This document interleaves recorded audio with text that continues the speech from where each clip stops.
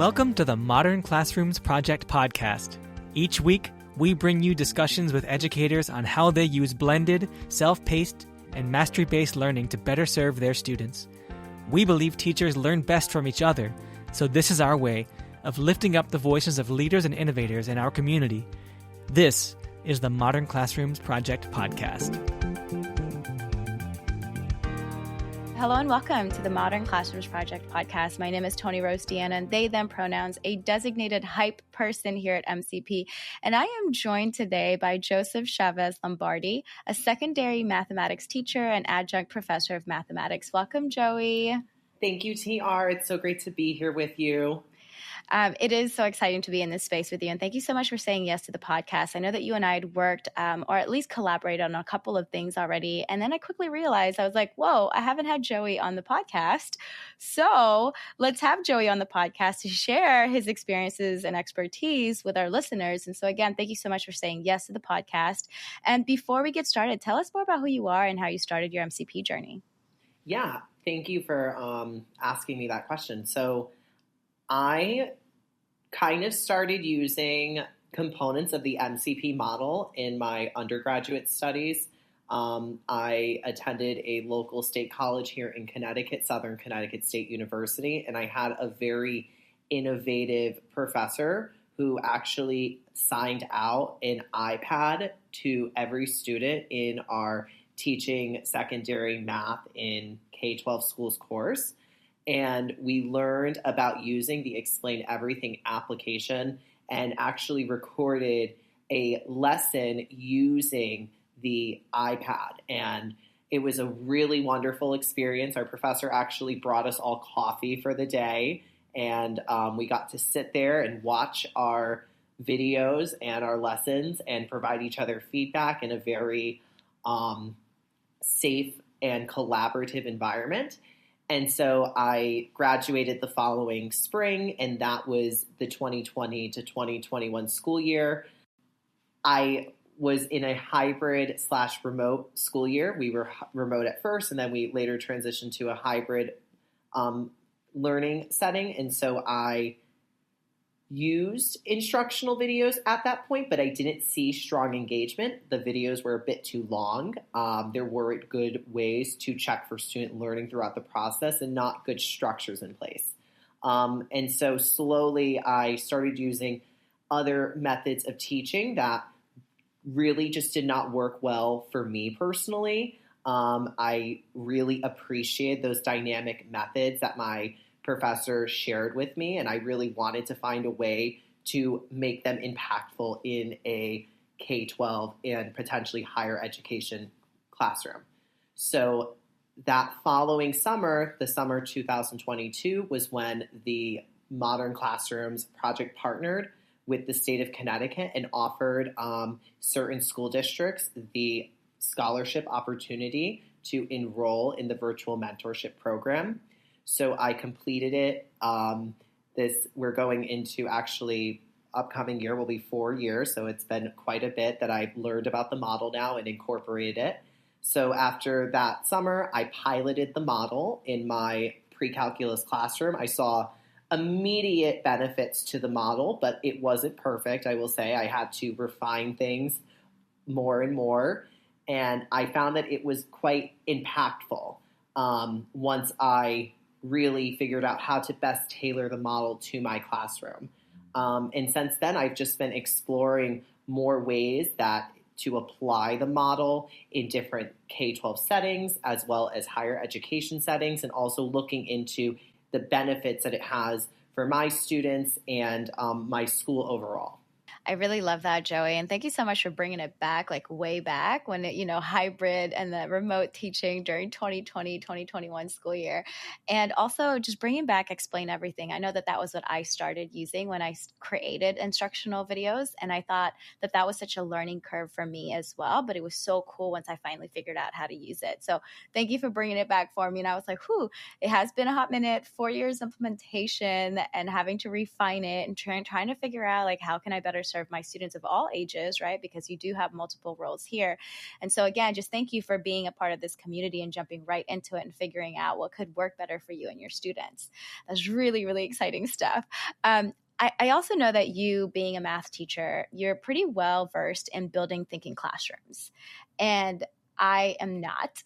I'm trying to be. And so having lots of conversations with math teachers, especially about building thinking classrooms, because a lot of teachers are implementing this type of classrooms as well, and then molding it with modern classrooms, right? With the self-paced, blended learning and mastery-based learning.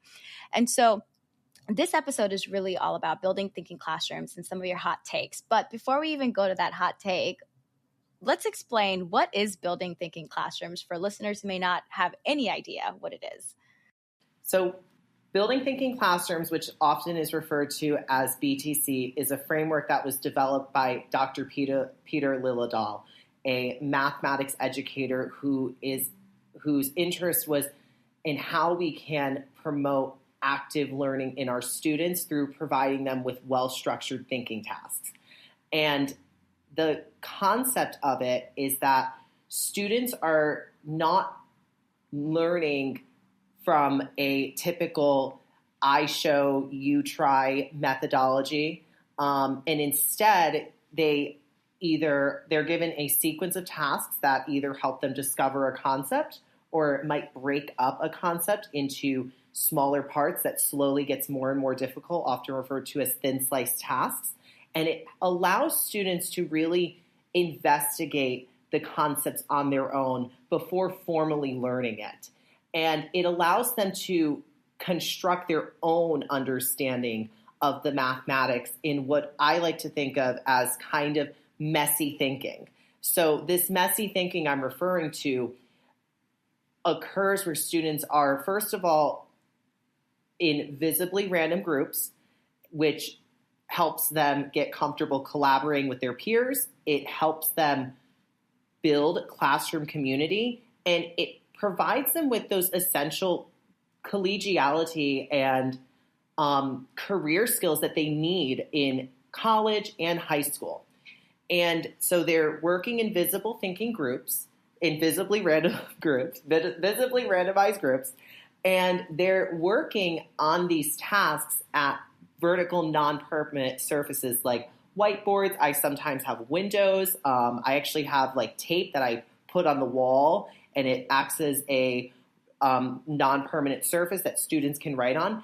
And what they do is they use a marker, and they have one marker per group. And so kind of adding to the visible randomized grouping, they organically collaborate very well because they only have one marker. So they have to talk to each other, they have to share ideas, and they pretty much just work together through the task. And they're able to show their thinking in real time. So I'm able to see how well they're understanding the content, how well they're able to use the models, and also hear their thinking aloud. And it shifts from them listening to me and just trying to absorb everything to really taking a more personalized approach to say, okay, I really understand this concept well. Let me explain this concept to my group members. Okay, we're moving on. Okay, we're a bit stuck here. What do we do? And so they're working, again, in these visible random groups. They have other groups that are working around the room. They're able to turn and take ideas from other groups.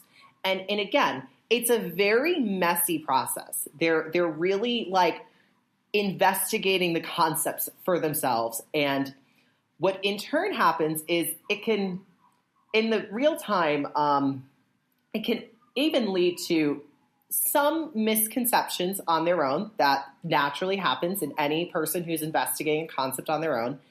And to help foster this thinking as the educator, instead of just clarifying to students or confirming that they did a problem correctly, instead what you use are keep thinking questions during this thinking process. So there's a lot of moving parts here. What I'm really trying to get at is that, they are working through these tasks that help them really construct their own understanding of concepts. And then and while they're doing these tasks, they're in random groups, and they're working at the vertical non-permanent surfaces. And then after, the 15, 20 minutes of thinking occurs for students, there's the consolidation component. And the consolidation component is really the last phase of a building thinking classrooms activity, where students as a class really goes through a note guide that they construct pretty much from their own understanding of concepts. It looks different in every class. Dr. Lillidahl does a really nice job of providing templates in his book about the different uses of notes in a thinking classroom. But what's quite different about these is that instead of telling students to focus on this concept, focus on this idea, you give them more of an open-ended note guide to follow. And they're able to add in what they would like to choose, and then that gets added to the entire classroom. And now all of what I just described is, I'd say, a good idea of a way a task might look in real time, but there's truly 14 principles of a thinking classroom that Dr. Lillidahl emphasizes in his book, Building Thinking Classrooms in Mathematics. And those are also different protocols and procedures to fully realize the potential of a thinking classroom. Yeah, and you're giving me a lot to think about too, Joey. In my English head, because I'm humanities, I'm like, okay, what are the similarities? What are the differences? And I'm like, wow, the biggest thing that's popping up for me is very similar to project-based learning, right? We give the project to students, they figure this out. And I think a lot of the times math teachers are really excited about BTC because it is done by a mathematician. It is specifically for math as well. So it's quite exciting to hear that there's this like messy thinking that is invited and welcomed and encouraged in the math classroom. There's this collaborative aspect as well, too, where students can share those ideas. And it's not really like we are looking for the quote unquote right answers, but there's also more to asking questions, making sure that we're sharing ideas. And again, like the skills that we need outside of the four walls in the classroom, right? And something that students could continue to utilize the skills in their real lives. And so this keep thinking questions, too. You talked about the instant gratification and the keep thinking questions, right? Like that, I know I've heard multiple times students in math classes would be like, did I get the right answer? Is this right? Right. But ultimately, what I'm hearing with the building thinking classroom is that you really are building your thinking with your peers, which I absolutely love. And the fact that you said that they focus also on active learners versus passive learners. This is something that we also say at MCP as well, right? Like, hey, we want to create active learners. We want our students to really take ownership and be self-directed learners in the classroom, because those skills will be really good for outside of the classroom.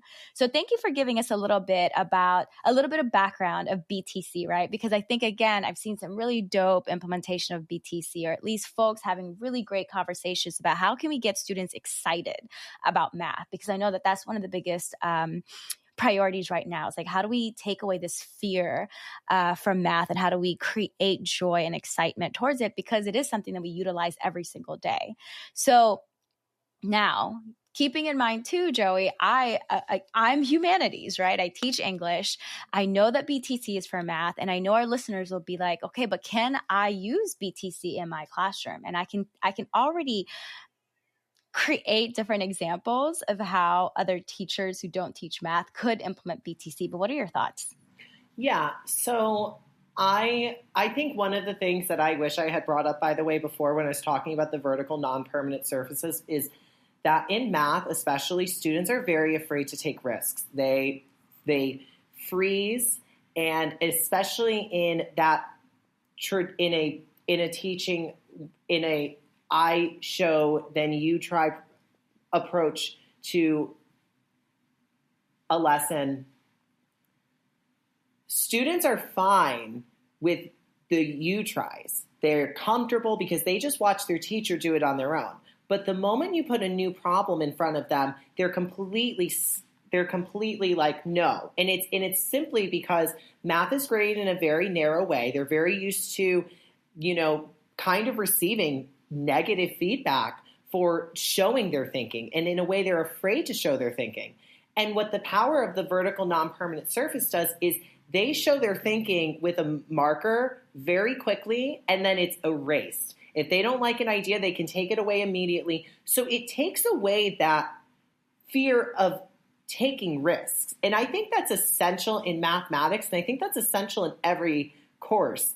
I've seen folks work at vertical non-permanent surfaces in other courses, and I think, again, that idea of helping students think through a task rather than passively intake information inevitably leads to a stronger conceptual understanding on part of the students. Now, Dr. Liljedahl is also aware that the book is named Building Thinking Classrooms for Mathematics, and then like a K-12, I need the title in front of me, but what they did was actually created a book that is focused on how a thinking classroom can be used in other disciplines. So on top of the Building Thinking Classrooms book, there's actually a supplemental resource on how this model can be tailored to different disciplines. And on top of that, kind of like Modern Classroom, there's Facebook groups, there's community circles that folks can join. And I think it, again, really centers around having that desire and interest to provide your students with the best opportunity possible to achieve the level of understanding that we're hoping to accomplish. I think specifically one of the biggest reasons I use the model is because I find that the modeling standards in the Common Core state standards are somewhat challenging to address. There's a lot of modeling tasks that are built into K-12 curricular materials across the country. And specifically, illustrative mathematics does a very good job of providing those discovery-based exercises and really emphasizing those modeling standards. But other curricular materials don't. They tend to use other principles that kind of mirror what I might have seen in my own secondary career. And so I think, again, it's really that interest and desire that stems from teachers to then not only try methods on their own, but then seek out these additional supplemental resources that have been curated over time to help adapt this thinking classroom into other classes. Yeah, and now you got me thinking too, Joey, about the modeling piece, right? You said we have to invite our students to struggle, to have that messy thinking, have it on something that they can see, right? And then they can quickly erase if it doesn't work out. But I think you're making me change my mind about the importance of modeling, because I'm always like model first before you release your students. And you're saying, no, release your students so that there's more messy thinking happening. There's more active thinking happening. And it's not just that, oh, my teacher did it this way, so I have to do it that way, right? And then that piece is like a compliance piece now, not necessarily them expanding their brain by thinking about the different ways that they could figure out the task, right? Oh, okay. I feel like that in itself is a hot take that I'm like, ooh, I got to sit with that. I got to process with that, because as an English teacher, I'm always like, we're going to model. So now let's talk about your hot take. What is your hot take about the framework, about just math education in general? Thank you. So a lot of K-12 classrooms that on paper are considered engaging, and when you observe them, you would deem as engaging. Students are taking notes. They are practicing on their own. They understand the systems and procedures of a classroom. I would agree that it is engaging in the present moment, but it's not allowing students to think on their own. And even in the most polished classroom, if students don't learn to problem solve, to look at a question that they've never seen before and generate some sort of solution that they can determine whether it's viable or not, they're not going to be able later on to operate at the level that they can, especially as they go into their later mathematics and any course in any career. I don't have the specific name off the top of my head, but one of the major principles I always learned about students operating in a mathematics classroom was that they were doing mathematics. And I don't believe doing mathematics is just copying a process. I consider doing mathematics as exploring the concept, building the concept from scratch, creating your own understanding of it that you can taking these skills that, it's okay to not get the correct answer every time. That's part of the process of learning. And all of those skills transfer into all other disciplines and any position you ever take, and especially in a math class on an exam, because a lot of exams, you don't know what the questions are going to be. And you have to just be ready for anything. And you have to be comfortable with that uncertainty.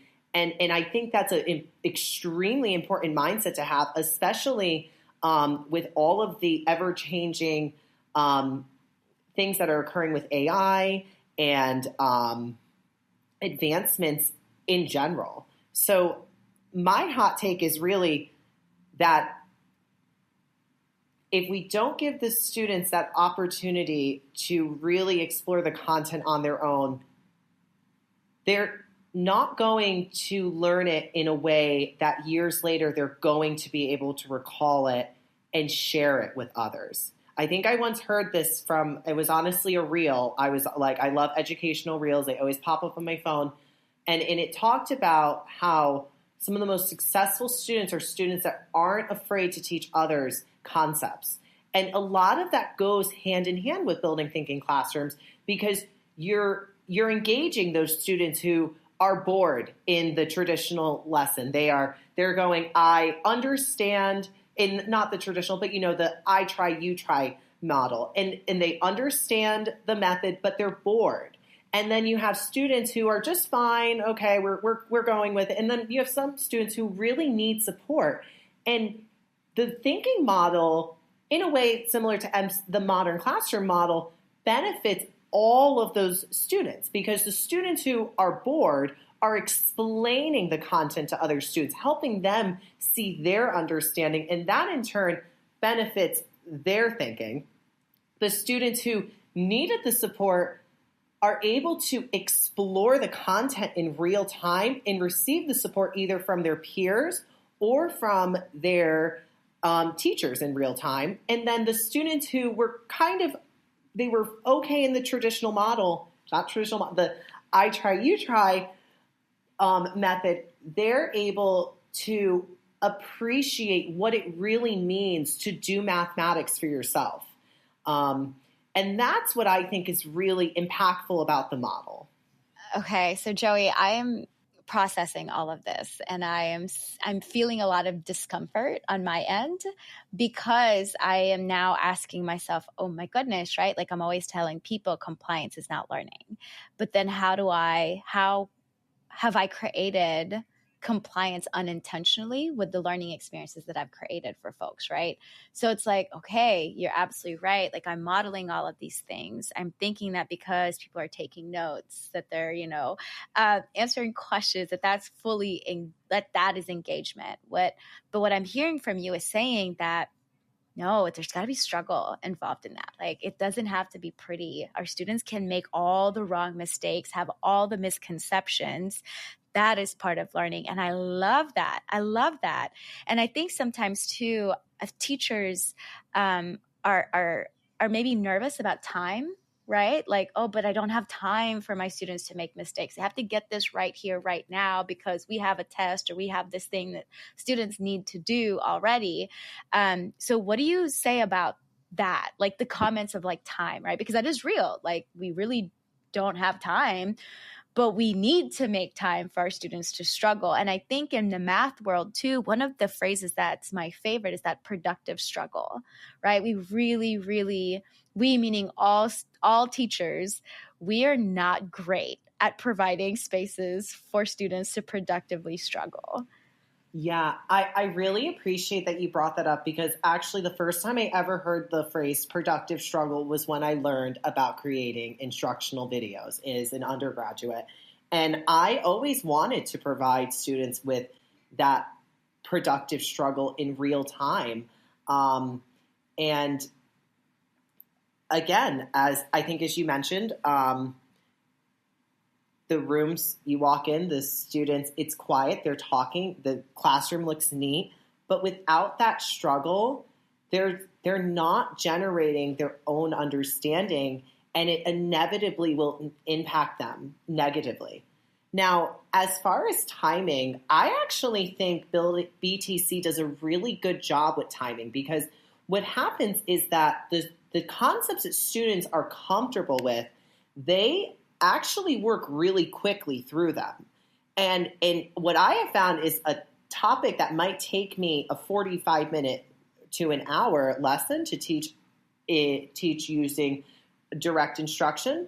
Students are able to work very quickly through that part because they might have already seen the concept. It might just click for them a little bit easier. It might be the beginning of a lesson and they might be more comfortable with it. And then what it allows is they're very confident when that happens because they are going quick and they know there's not as much of a task left, but it gives them time when they do get to that cognitively demanding part of it to slow down and say, I need a little bit more time to do this. And I always explain to them, yeah, I need some time too when I'm taking a class. You know, I'm the same way. When I'm someone who's been actually in graduate school my entire teaching career, and I always explain to them that I cannot just wait till last minute to do things because it will not result in the best results that I can provide. And I think that's really the main emphasis I've been trying to drive home here, is that we're trying to help students realize their own potential here and realize that they are responsible for their learning, and they are responsible for saying, okay, I understood the beginning of that task. As we got further and further in, though, I really needed some support. So when I do my homework, I'm going to focus on those homework problems that relate to that concept. Whereas the ones earlier, I might not need as much practice with. And that's actually one of the concepts that Dr. Lillidahl emphasizes in his book on how homework is meant to be a learning task for students. And inevitably, we're training students in this compliance piece that the thinking model helps move students away from. It's such a great reminder too, Joey, right? That like sometimes as teachers, we just already assume, oh, the kids are not going to get this. We don't have time for this. And then when we actually release it and when we try it, it's like, oh, wait a minute, y'all got this down in 10 minutes? Oh, you proved me wrong, right? So this is such a great reminder that when we release our geniuses in the classroom, they can actually make magic out of the thing that we want them to get, right? So thank you for that reminder too of, you know what, this lesson could take me 45 minutes, or it could take our students 10, 15 minutes to figure this out as a group, as a pair, individually, right? Because our students are really geniuses. Now, I do also want to remind our listeners too that when we think about collaborative opportunities for students to make mistakes, to take risks together, we have to create that culture of learning, right? Like we can't just say like, okay, now we're going to do all of these things. No, we have to create that trust between our students, between us and our students as well, so that students can work together in a way that they know they're not going to be made fun of if they make a mistake, right? So those are really, really important things to consider. So, you know, you had mentioned already about how BTC and MCP, we love the acronyms in education, kind of mesh well together. And so you actually wrote about this in one of our blogs. Can you tell us a little bit more about your article that we published? Because I think this is such a cool way to see too, like, hey, building thinking classrooms, there is space for it if and when you start implementing MCP. Yeah, that article, I think I've been told it's kind of the It's very me. I've always been told that's a great way to give a good insight to the way that I teach and why I teach a certain way. And it really stems from my own experience as a secondary education student and realizing that I wish I was provided the opportunity to explore a topic on my own and then formalize it and then practice and then show it through application. And this was just ironically the theme of a webinar that was offered through the virtual mentorship program from Modern Classrooms, which was on inquiry-based learning. So it's a constructivist framework, the 5E instructional model that was developed by the Biological Sciences Curriculum Studies under the leadership of Roger Bybee. And it's grounded in Jean Piaget's theory of cognitive development and Vygotsky's social learning theory. And so I had learned actually through MCP University, which offers a course on inquiry-based learning from the co-founder of Modern Classrooms, Robert Barnett, that there have been modern classrooms that are implemented without an inquiry model, and they are deemed as not impactful. And because of that, I knew I needed to find a way to bring this inquiry to my classroom. And so Modern Classrooms offered this workshop on inquiry-based learning where we learned about the 5E model. And what it did so nicely was focused on the engage and explore component of those 5 E's. And it talked about different ways we can engage students using hooks, different problems we can pose at the beginning of a unit. It then segued into an exploration piece, which looks different. Of course, in every discipline, it might be an investigation. It might be providing students a set of questions to work through. What I found so nicely was that the engage and explore piece were really emphasized in this workshop. And then I thought, well, we don't have a lot of time left in the workshop. You know, we still have the 3 remaining ones. And they said, no, actually, that's already there. So in the modern classroom, in a modern classroom lesson, at the heart of it, the 3 components are the instructional video, individual practice, and mastery check. If you do the workshop, you learn them backwards. But my point is, the explain component is shared through the instructional video. The elaborate component is shared through the individual practice, and the mastery check is shared through the evaluate component. And I found that a building thinking classroom task does a really good job of emphasizing the engage and explore piece of every lesson or sequence of lessons. And it opened my eyes to ways that I could better prepare my students for a sequence of modern classroom lessons. Now, those lessons are, of course, based on data on the students, on how they perform with content. Of course, there's some choice in there, too, for students to decide what concepts they want to study or if they want additional practice. But what I found a lot of times, especially my first year implementing the model, was that I did so much intervention with the mastery checks. Students were going through the entire lesson, and thankfully we have the mastery check component to really provide students the support they need early on in a unit before we get to the end of a unit. But that is very time consuming. It's also disheartening for a student to fail a mastery check and have to complete the revisions process. And over time, especially with a modern classroom where you are going to go through so many of those lessons because they're bite-sized chunk lessons that focus on one concept, it can be a bit demoralizing. And so I said, okay, let me see about adding a bit more of these BTC tasks between either sets of modern classroom lessons, if I could provide it at the beginning of a modern classroom lesson. And what I found from students actually investigating a concept, constructing their own understanding of it, and then as a class, really going through and addressing those misconceptions through a strong consolidation. When they went to do the modern classroom lesson, the exploration did not stop with the exploration piece. They were expanding in the instructional videos saying, I already know this. We already did this. Oh, this is why we're doing this. Oh, this is a great way for me to prepare for the individual practice. This is the type of problems I need to see myself doing well to perform well on the end of unit assessment. That was the shift that students took. And especially in college math classes, high school math classes, the tests primarily are usually from your homework. Of course, there's going to be concepts from your notes, but students need to be comfortable with really understanding their homework at the strongest possible conceptual understanding that they can.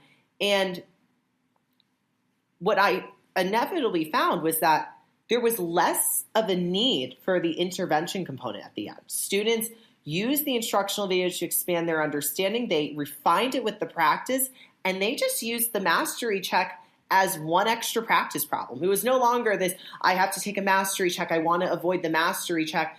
It was very like, okay, I'm going to do one extra problem, we're moving on from this entire lesson. And that I found helped me save so much time because I didn't have to provide as much intervention along the way. It allowed students to appreciate the use of the BTC tasks, and it really allowed them to understand the process of learning a concept, especially in a mathematics class. Yeah, and listeners, we're gonna link the article in the show notes, so you don't have to Google it or anything. So, and I'm just so ecstatic that you wrote this piece for us as well, because I was like, oh, it's just such a beautiful way to again revamp, to reflect, and to shift some of our practices to make it even better and more impactful for our students, right? Because again, like you said, we want them to keep thinking, we want them to not be stressed, we don't want the learning to stop at the mastery check, we want it to keep going. So, thank you again for writing that piece. We'll have it in the show notes. You don't have to worry about trying to figure out where Joey's article is. And so, another thing too, listeners, we're going to also link another resource from Joey, and we're going to not talk about it. We're actually just going to get you to look at it. Productive struggle, right? Like not modeling, take a look at it, see what it's about. And then of course, we'll have Joey's information as well if you wanted to reach out and learn a little bit more.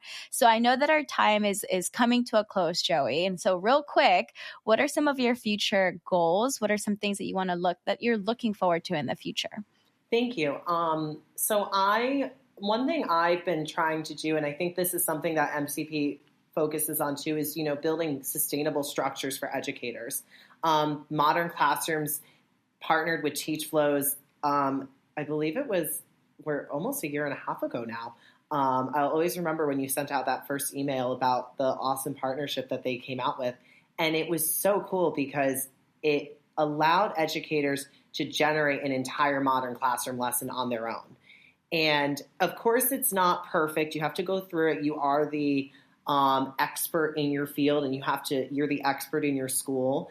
And I inevitably wanted to kind of create a similar structure for myself. So when I was actually defending my thesis for my master's degree, I had to create a slide deck using what's called LaTeX, which creates really beautiful math coding language. Everything is very professionally presented. I really appreciate it. And what I learned to do was actually created a really nice slide template that I actually use AI to refine for each question. And it's kind of in a way like Teach Flows. It allows me to not have to do as much of the front loading on my own end. And that's what I really would like to see, kind of a shift in how we can provide educators with these resources to make the use of AI more efficient for constructing these tasks, or how we can ask AI on how we can revamp a question to be designed to be a thinking task. That was something I'm not going to lie, I really should share that, and also like a little screencast with you on how to, so I will do that, which we can pretend that we had it already, but that's going to be something I'm going to also share with you, just so educators can see like how you can use AI to create these tasks a bit more efficiently for yourself. It's not perfect, but it's a good starting place. Yeah, and sometimes that starting place is like a really good spot for us, right? Because I know for me, I can't start with a blank page. I have to see some ideas to get even more ideas in my brain. And I also just really love the fact that we continue to have AI brought up, even though there's no question about it. It is something that we're all kind of looking at and prioritizing, but also a little bit like, okay, how do we, again, use this effectively, efficiently, intentionally, right? So Joey, thank you for your time. I appreciate you sharing your experiences and your expertise with us. Again, thank you. Thank you for always saying yes to sharing all of those things with us. My pleasure.